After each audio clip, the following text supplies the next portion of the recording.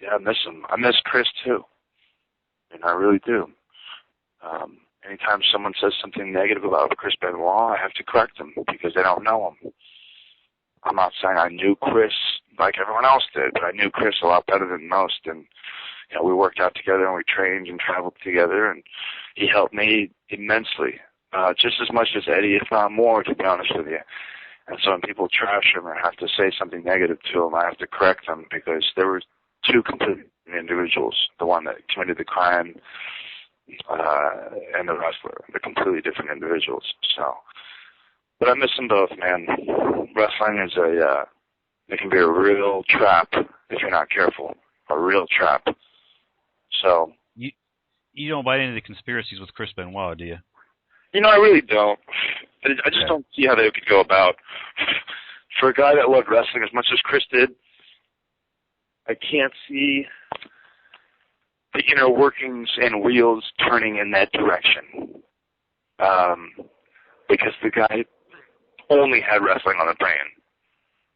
And to set up, and I'm not sure which conspiracy theory you're referring to, but I've heard of, Kevin Sullivan, and I've heard this and that. Right. There's a lot of them. Yeah.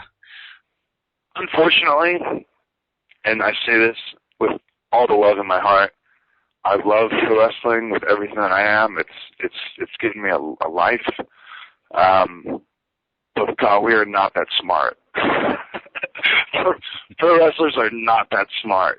They are not smart enough to devise some sort of grand scheme, framed homicide type situation, not get caught by the police. Now, I'm saying this also, the police in Georgia are probably less smart than the pro wrestling industry as a whole.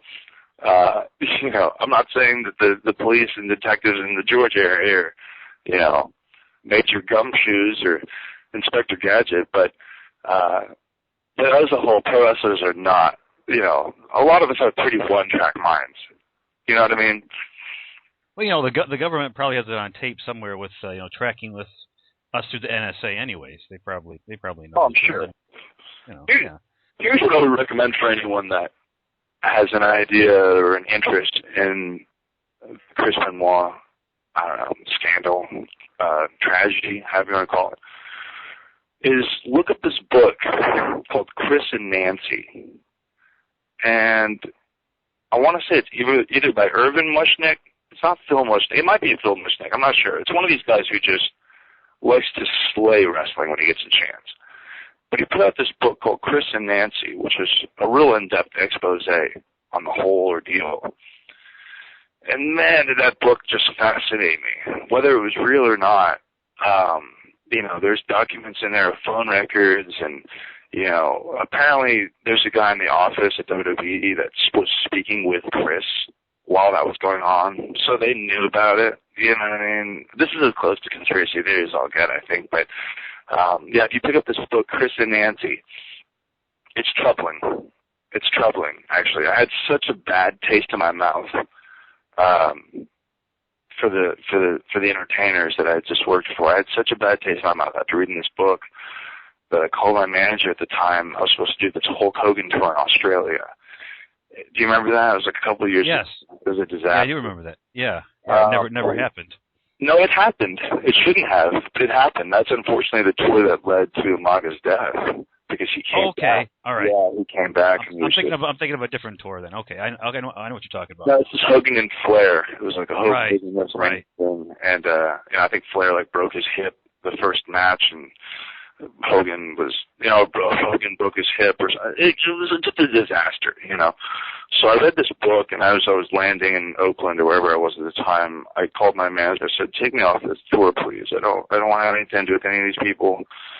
None of them had anything to do with the book. I just wanted to get away from. I wanted to detox from pro wrestling for a bit. You know what I mean? I mean that was the magnitude of the impact it had on me. Just because I love this. Sometimes I love this too much, and it hurts and can hurt me more than any girlfriend I've ever had. I love her that much, wrestling. You know what I mean? That even if she's the biggest whore,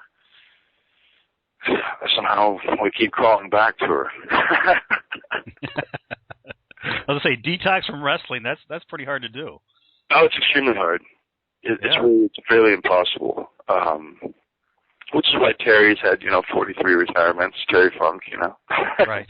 I'm sure I will never claim that I'm retiring. I say that I'll just walk away. I'll just disappear. So you'll never hear me say I'm retiring. It's funny too when I see guys on the independent level. I say I'm retiring after 5 years. I'm like, what are you retiring from? What? Yeah, I always love it. I'm having a big retirement show, this weekend. You've only been in this is 4 years. What are you retiring from? One more thing about Benoit. Did you at any time see any symptoms, any changes in Chris that would even suggest remotely that he would even do anything remotely like this? Yes. Okay. Because I've heard people that definitely said he was a dark person. Yeah. Well, he had those tendencies. Not to say he was psychotic and would go home and kill his his wife and his son, but people definitely seen that he was a dark person. Yeah, of course he was dark. He was extremely dark. Without giving anything really away from our private hangouts or anything, but I did see that. We used to have a joke that Chris was tripolar, because it was the step above bipolarity. It was like a polarity that no one could understand because it hadn't been registered yet. Because he would flip sometimes, and I like to think that Chris, throughout his career, delved into some form of substance abuse, whether it was from muscle growth or just getting away mentally. I think most of us have. I myself have personally never taken a steroid or anything that I couldn't get at GNC. I just was never a bodybuilder, and I never was going to fool myself, and I didn't need it when I got there. So why start, kind of thing. But if I'm accurate, steroids can really malfunction the brain. That's where roid rage comes from and all these other kind of symptoms. So I think a combination of Chris's background with steroids, I think a combination of that mixed with a combination of the party wreck kind of substances, whether it be alcohol or something heavier, ecstasy or all the hard drugs, that's a recipe for disaster, when you start mixing all these different things. Just taking one of them is a recipe for disaster when you start mixing all these things. I mean, that's a hellacious concoction of substances that can fry your mainframe. I mean, it's literally taking Drano and pouring it on your hard drive, while your computer's on. See what that does to your computer. Yeah, mixed in with his diving headbutts from the top rope, which didn't help either. My God, yeah. And if you watch Chris's matches, he connected on every single one of those headbutts. I mean, the guy didn't pull much. He didn't pull anything. I remember one time in a battle royal, unfortunately, it was one of the closer moments I got with Chris in the ring, because they never afforded me the opportunity to wrestle Chris, whether it be as a partner or against. I got to wrestle with and against Eddie Guerrero, and that was some of the highlights of my life. But with Chris, I remember being in a battle royal in Montreal at a house show, and I chopped him. And he just looks at me and goes, "Are you kidding me?" And he just grabs me and throws me to the corner. And man, he chopped me so hard that handprints on my back. I'm not kidding. It was intense. But that was where Chris really taught me about fighting back, finding my openings, but making the best of my openings.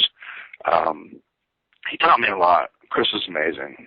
One of the last conversations I ever had with Chris was in the hotel bar in Vienna. In Vienna, actually. He said, "You and Brian are the future here, and not as a team, but competing. That's the feud that this company is going to be built on if they're smart, is you versus Brian." And he was telling Brian and I this at the end of a tour, and we were just blown away, like, oh my gosh, like, one of our heroes is sitting here explaining to us that he believes that we're the next future. We believed that. Brian and I always felt that, but there's only so much you can do when you're not really intertwined in politics. We kind of stayed clear of all that. But yeah, Chris always, he was very high on our work, but I just remember that specifically. He told us, you guys are the future. This is the next money feud. If the company's smart, this will be the big money feud down the line. So I'll always take that with me. That's always something, that's a feather I'll always keep in my cap,